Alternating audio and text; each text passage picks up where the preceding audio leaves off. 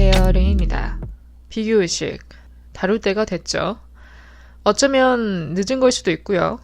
책이나 강의어, 유튜브 등등 여러 매체에서 이미 수많은 전문가들이 앞서서 다뤘으니까 어떻게 보면 저는 좀 뒤늦게 합류하는 거일 수도 있는데 어쨌든 저는 지금이 딱 맞는 타이밍 같습니다. 비교의식을 다루기에. 오늘 에피소드 준비하면서 스크립트가 터지는 줄 알았어요. 그만큼 할 말이 꽤 많다는 거죠. 그래도 최대한 루즈해지지 않도록 이야기를 잘 풀어가도록 하겠습니다. 비교의식을 한 번도 안 느껴본 사람은 없을 거예요, 아마. 그만큼 우리 일상 속에 깊이 침투해 있으면서 또 대부분은 무의식에서 오는 것 같아요. 우리가 의식적으로 비교해야지 하고 이렇게 각 잡고 내 자신과 어떤 대상을 비교하진 않잖아요, 잘. 대개 대상이 정해져 있습니다. 비교 대상은 항상 존재하죠. 우리의 주변인들이나 아니면 전혀 나와 관계없는 사람들, 연예인, SNS 속 사람들 등등 대상은 무한합니다. 또 계속해서 바뀌고요. 하물며 우리가 그냥 장을 보러 갔을 때도 어떤 상품을 고를 때 예를 들어 바나나가 있어요. 가격은 다 동일합니다. 비교하게 되죠. 어떤 바나나가 싱싱해 보이는지, 어떤 게 덜 썩었는지 등등 가장 좋은 선택지를 고르기 위해 이리저리 훑어보죠. 그래서 우리가 무언가를 비교하는 행위는 너무도 당연한 거고 자연스러운 것이며 또 그 행동 자체를 나쁘다고 할 수만도 없습니다. 왜냐하면 우리가 더 나은 선택을 하게끔 만들어주니까. 하지만 항상 모든 과에서 문제죠. 비교 대상이나 방식이 잘못돼서. 또 이게 어려운 게 우리가 우리 마음대로 컨트롤이 잘 안 돼요. 오늘부터 우리가 절대 비교의식을 가지지 않겠다고 다짐을 한다 하더라도 그럴 수밖에 없는 상황에 놓이게 되죠. 살다 보면은. 그래서 오늘은 이 비교의식, 비교 문화를 부추기는 요소에는 무엇이 있는지, 또 그 안에 숨겨진 사람들의 심리도 함께 파헤쳐볼까 합니다. 더불어 제가 최근에 느낀 비교의식, 그 안에서 오는 약간의 상대적 박탈감 또 함께 전달을 해드리고 싶고요. 마지막에는 우리가 여기서 헤어나오는 법, 어떻게 하면 남의 인생과 나를 저울질하지 않고 내 갈 길을 갈 수 있는지, 마웨이를 할 수 있는지 모두 저의 생각을 바탕으로 공유해드릴까 합니다. 그럼 바로 시작할게요. 첫 번째는 비교의식을 부추기는 요소들, 상황, 그 상황 속 사람들의 유형, 심리 등을 한번 파헤쳐볼까 합니다. 이건 어디까지나 저의 의견이지만 비교의식을 부추기는 1등 공신, 가장 큰 요소는 바로 자기 자랑이라고 생각을 합니다. 우리가 자세히 보면 우리가 의식적으로든 혹은 무의식적으로든 하는 행동, 그 모든 행동 안에는 다 어느 정도의 자기 자랑이 베이스로 깔려 있습니다. 물론 어느 정도 깔려있냐 그 레벨의 차이죠. 우리가 셀카 왜 올리죠, 인스타에? 내 기준에 잘 나왔다 생각하니까, 내 기준에 잘생기고 좀 예뻐 보인다 이렇게 생각하니까, 혼자 보기 아깝네 이런 생각에 포스팅하죠. 여기도 어느 정도 자랑하고 싶은 마음이 깔려 있는 겁니다. 우리가 새 옷, 가방, 신발 등등 이런 거 사면 한 번씩 이렇게 착용해주고 거울 색깔 찍고 OOTD 올려주죠. 왜 올립니까? 자랑하고 싶으니까. 해시태그 청담, 해시태그 압구정 로데오. 왜 꼭 특정 지역만 가면 그 장소를 태그해서 올릴까요? 여기 말고도 수많은 쿨한 지역들이 많은데 왜 꼭 특정 지역만 태그할까요? 나 오늘 여기서 논다. 나 여기 가끔 출몰한다. 자랑하려고. 왜 꼭 인스타 스토리 올릴 때 차 핸들에 손을 올려놓고 로고가 보이게 찍어서 올립니까? 차 자랑하려고. 평생에 한번 안부 전화할까 말까 부모님한테 왜 꼭 어버이날만 되면 돈다발 인증샷을 올리면서 SNS에 효자 효녀 코스프레를 할까요? 자랑하고 싶어서. 나 이 정도로 능력 있다. 나 사실 효자다. 나 부모님한테 잘한다. 자랑하고 싶어서. 왜 멀쩡히 비어있는 주차구역 냅두고 음식점 앞에, 카페 앞에 떡하니 주차합니까? 내 차 외제차다. 좀 봐줘라. 자랑하고 싶어서. 생일이나 아플 때 친구나 연인에게 받은 기프티콘, 톡으로 감사함만 전해도 충분한 걸 왜 굳이 올려서 태그까지 하는 정성을 발휘할까요? 나 이런 친구 있다. 나 친구 많다. 나 사랑받는 사람이다. 자랑하고 싶으니까. 기지개 켜는 척 하면서 왜 은근슬쩍 허공에 스윙즈 몇 번 해주고 마지막에 손목 한두 번씩 이렇게 꺾어주죠? 나 골프 친다. 나 취미가 골프다. 좀 알아봐줘라. 자랑하고 싶으니까. 솔직히 오늘 밤새 나열할 수 있습니다. 일거수일투족을 다 끌고 온다면 가능할 거예요, 아마. 참고로 저도 여기에 포함되는 게 있습니다. 제 인스타를 한 번이라도 보신 분들 아시겠지만 제가 1년에 포스팅하는 횟수가 한 손에 꼽아요. 많진 않지만 저는 주로 여행 사진만 올립니다. 저도 이 여행 사진을 포스팅하는 시민 중 일부는 약간의 자랑하고 싶은 마음이 어느 정도 깔려 있어요. 솔직하게. 내 기준에서 사진도 잘 나온 것 같고 뭔가 나만 보기 좀 아깝고 그러면 저도 올려요. 또 뭐 옆나라 이웃나라 1시간 거리 갔다 온 것도 아니고 나름 장거리까지 뛰고 왔으면 티 내고 싶죠, 저도. 그리고 얼마나 올리고 싶은 사진이 많겠습니까? 그래서 저도 나만 보기 아까운 심리 플러스 약간은 좀 티내고 싶은, 자랑하고 싶은 그런 마음이 깔려 있어요. 포스팅하는 행위에 있어서. 이렇게 이미 일상에 만연해져 있는 행위들이 보는 사람으로 하여금 자격지심을 부추기게 한다는 거죠. 또 우리는 언제든 여기에 가해자가 될 수 있고 피해자가 될 수도 있습니다. 우리는 끊임없이 타인의 일상에 노출되어 있잖아요. 자이든 타이든 한 번 보게 되면 자동적으로 나의 상황과 비교하게 됩니다. 와, 이 사람은 이렇게 멋지고 예쁜 사람이랑 만나는데 나는 와, 이 사람은 나보다 어려 보이는데 벌써 이런 연봉을 받고 있고 저 사람은 어떻게 20세 때부터 개인 사업체를 가지고 저런 큰 성공을 거둬서 자기의 경험담을 쏟아낼까? 나 빼고 다 유학 가네? 나 빼고 다 영어 잘하네? 등등. 나와는 아무 상관없는 사람들의 삶이 나의 비교의식을 부추기고 또 잘못된 삶의 기준을 심어줄 수도 있습니다. 마치 그 사람들이 성공한 삶의 기준인 양. 저는 사람이 꼭 갖춰야 할 덕목 중에 하나가 자기 자랑 금지, 자기 입으로 자신을 높이는 행위는 최대한 삼가해야 한다고 생각합니다. 흔히 말하는 정말 잘난 사람, 자랑거리가 넘치는 사람은 굳이 자기 입으로 꺼내지 않아도 타인들이 알아챕니다. 굳이 피곤하게 내가 내 입 밖으로 나를 치켜 올릴 필요 없어요. 왜냐면 가만히 있어도 다 보이니까. 그런 아우라를 풍기는 사람들이 있잖아요. 가만히 있는데도 와, 저 사람은 다르다. 이렇게 느낌이 다른 사람도 있습니다. 그런 사람들은 조용해요. 어느 상황에서건 불필요한 말, 자랑거리를 늘어놓지 않습니다. 하지만 반대로 빈수레가 요란하단 말이 있죠. 뭐 하나 내세울 게 없으니까 긁어부스럼으로 있는 거 없는 거 다 끌어다가 본인 입으로 자기를 높이려고 하죠. 하지만 이것 또한 상대방들이 다 알아챕니다. 겉으로는 이렇게 맞장구 쳐줘도 속으로는 다 구별해요. 그쵸? 물론 자랑 말고도 비교의식에 영향을 끼치는 요소들은 많겠지만 그 중에서 저는 이게 가장 큰 부분을 차지하는 것 같아서 한번 언급을 해봤습니다. 이 자랑의 유형에는 크게 두 개로 나뉘는 것 같아요. 대놓고 자랑과 은근슬쩍 자랑. 후자는 우리가 좀 비교적 쉽게 경험할 수 있어요. 우리 주변에 아마 심심치 않게 발견할 수 있을 겁니다. 저도 이렇게 대놓고 자랑하는 사람은 딱히 이렇게 많이 만나보진 못했어요. 보통 후자에 속하는 사람들이 많죠. 저도 겪어봤던 일상의 예시를 하나 가져오자면 이게 어른들, 결혼도 했고 가정도 있고 자녀까지 가지고 있는 이런 어른들, 저보다 훨씬 어른들 이런 분들과 대화를 하는 자리에서 보통 제일 어린 사람은 듣는 입장에 서죠. 이런 분들과의 상황에서 대화를 하게 되면 보통 주제가 자녀나 배우자와 관련된 이야기가 끊임없이 나와요.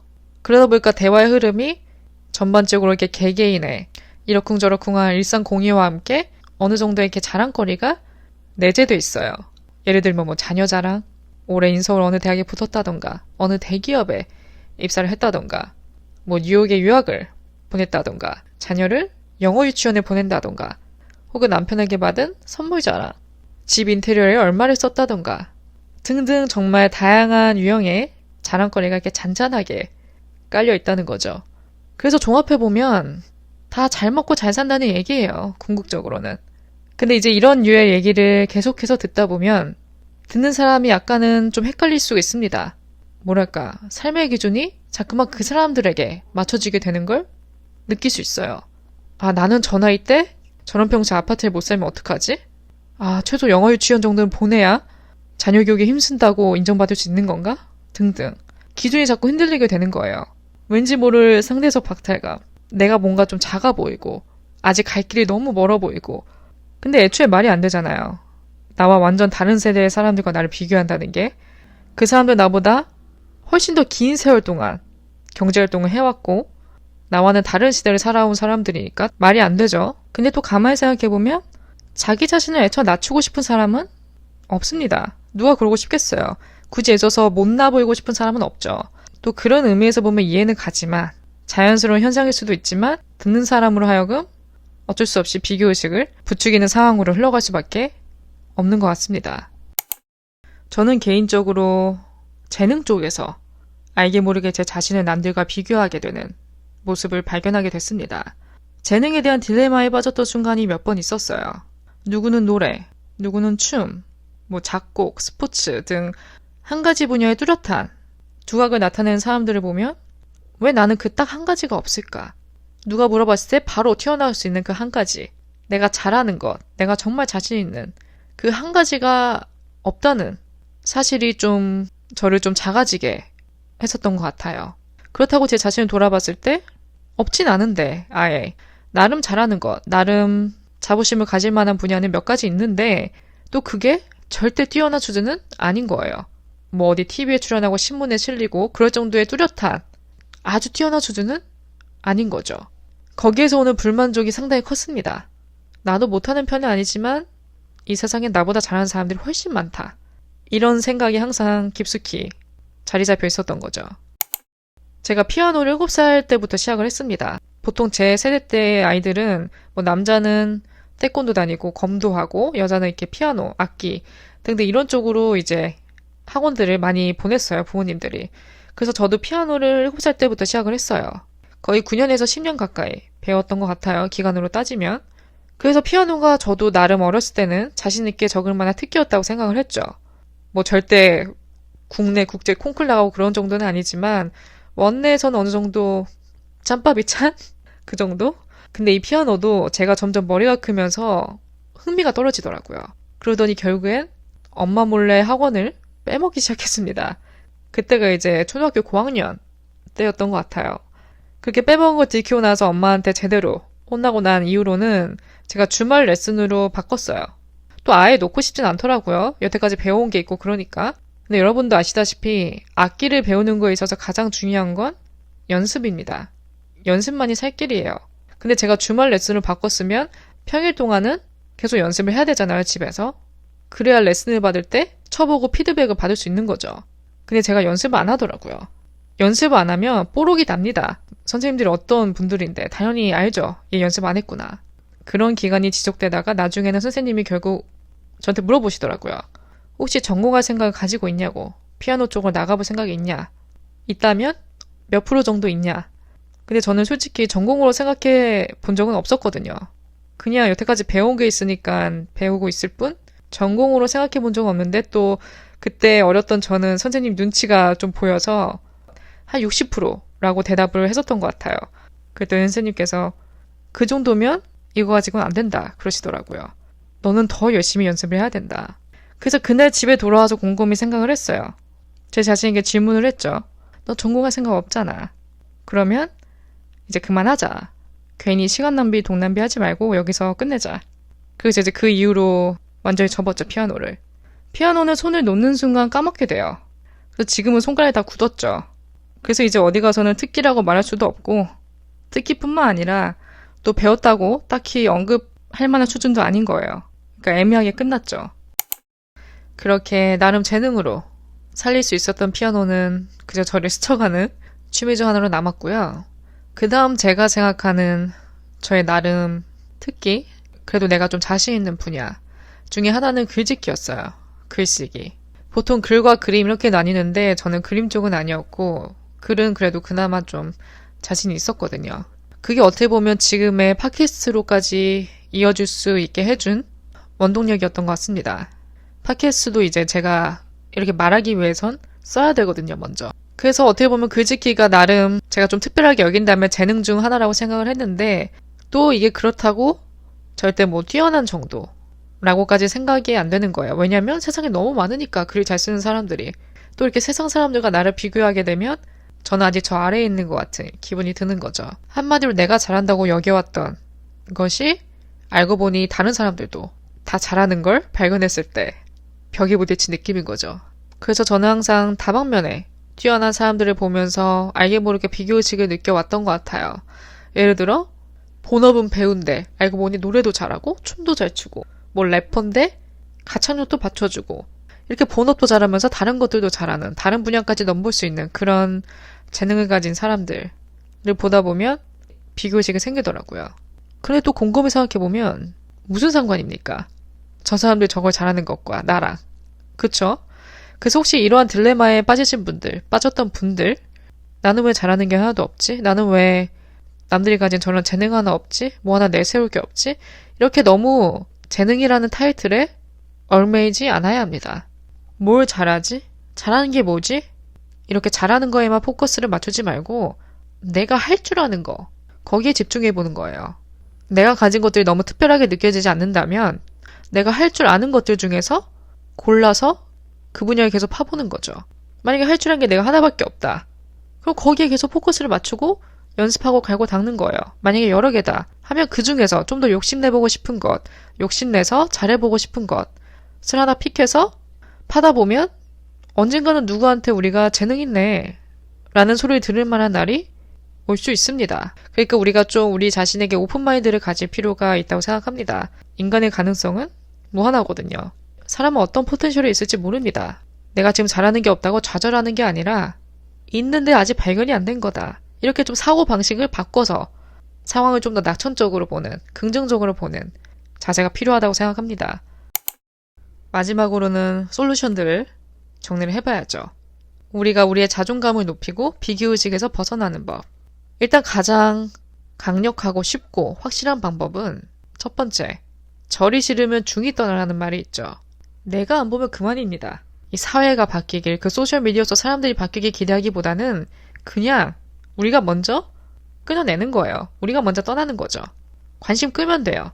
우리가 어떻게 바꿀 수가 없으니까 바뀌길 기대하기보다는 그냥 내가 안 보겠다.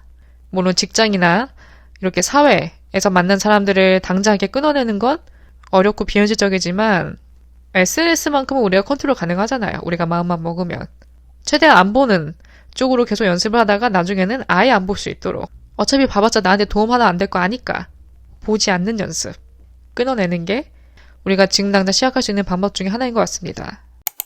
두 번째는 이 열등감, 비교의식에서 느끼는 열등감을 외면하지 말고 대면하자. 그래서 이 열등감이 나를 무너뜨리게 냅두지 말고 오히려 맞서 싸우는 거죠. 대면을 하라는 거죠. 열등감이 있다는 걸 인정하고 그럼 이걸 내가 어떻게 활용할까? 이걸 어떻게 하면 내가 나를 위한 쪽으로 방향을 틀어낼 수 있을까? 적당한 열등감은 동기부여가 됩니다.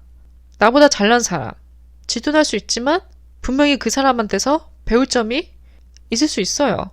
저 사람한테 어떤 비밀이 숨겨져 있을까? 어떻게 노력해서 저 자리까지 갔을까? 이렇게 나를 발전시키는, 나를 목표 지향적으로 만들어주는데 자극제가 됩니다. 또 이렇게 사람이 목표를 가지게 되면 쓸데없는 비교의식을 갖는 걸 막아준 역할을 해요. 상호작용이라는 거죠. 왜냐면 우리가 무언가 집중을 해야 되고 달려갈 그 곳이 있다면 그것만 보고 가게 되잖아요. 터널비전처럼. 내가 할 길 바쁘면 남의 일 딱히 신경 쓸 일 없잖아요. 그쵸? 그래서 우리가 활용만 잘한다면 이런 열등감 비교의식을 우리에게 긍정적인 자극제가 되는 쪽으로 활용할 수 있다는 거죠. 또 우리가 항상 염두에 두고 있어야 될 부분은 나보다 잘난 사람은 언제나 존재한다. 나보다 돈 잘 버는 사람, 나보다 예쁜 사람, 나보다 잘생긴 사람 언제나 존재해요. 그리고 또 너무 겉으로 보여지는 것만 고지고대로 믿으면 안 됩니다. 그 안에 숨겨진 언더라인 프로블럼이 있을 수도 있다는 거예요. 알고 보니 실상은 다를 수도 있다는 거죠. 우리가 보는 릴스, 하이라이트 릴스라고 하죠.